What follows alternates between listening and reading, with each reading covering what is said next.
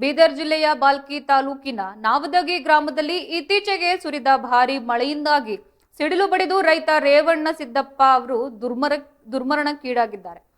ದುರ್ಘಟನೆ ತಿಳಿದ ತಕ್ಷಣ ಸ್ಥಳಕ್ಕೆ ಧಾವಿಸಿದ ಸಚಿವರಾದ ಈಶ್ವರ್ ಖಂಡ್ರೆ ಅವರು ಮೃತರ ಕುಟುಂಬಕ್ಕೆ ಸಾಂತ್ವನ ಹೇಳಿ ಸರ್ಕಾರ ಎಲ್ಲಾ ರೀತಿಯಲ್ಲೂ ನೆರವಿಗೆ ಸಿದ್ಧವಿದೆ ಎಂದು ಭರವಸೆ ನೀಡಿದರು. ರೇವಣ್ಣ ಸಿದ್ದಪ್ಪ ಅವರ ನಿಧನದಿಂದ ಕುಟುಂಬವು ಆಘಾತಕ್ಕೊಳಗಾಗಿದ್ದು ಕುಟುಂಬ ಸದಸ್ಯರಿಗೆ ಧೈರ್ಯ ತುಂಬಿದ ಸಚಿವರು ಮುಖ್ಯಮಂತ್ರಿಗಳೊಂದಿಗೆ ಚರ್ಚಿಸಿ ಸೂಕ್ತ ಪರಿಹಾರ ಒದಗಿಸುವುದಾಗಿ ತಿಳಿಸಿದ್ದಾರೆ. ಇದೇ ವೇಳೆ ಸರ್ಕಾರದಿಂದ ಘೋಷಿಸಲಾದ 5 ಲಕ್ಷ ರೂಪಾಯಿ ಪರಿಹಾರ ಧನದ ಚೆಕ್ ಅನ್ನ ಕುಟುಂಬಸ್ಥರಿಗೆ ವಿತರಿಸಿದರು. ಈ ಸಂದರ್ಭದಲ್ಲಿ ಮಾತನಾಡಿದ ಸಚಿವ ಈಶ್ವರ್ ಖಂಡ್ರೆ ಅವರು ರೈತರ ಜೀವ ಅಮೂಲ್ಯವಾದುದು, ರೈತರ ನೆರವಿಗೆ ಸರ್ಕಾರ ಸದಾ ಸಿದ್ಧವಾಗಿದೆ.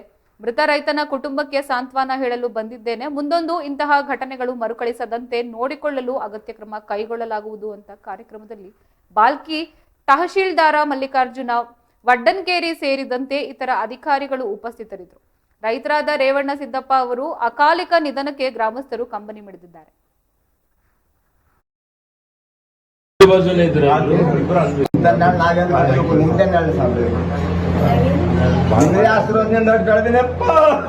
ಸವಾಲ್ ಮಾಡ್ತಾರೆ ನೀವು ಅಂತಂದ್ರೆ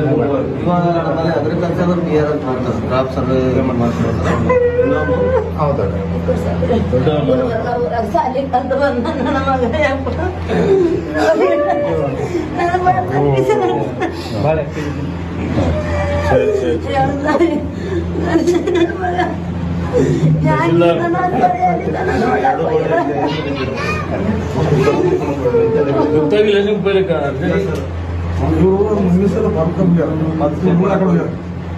ಆಫೀಸ್ ಹೋದ್ರೆ ನೀವೇ ಹೋಗಿ ನೋಡಿದ್ರೆ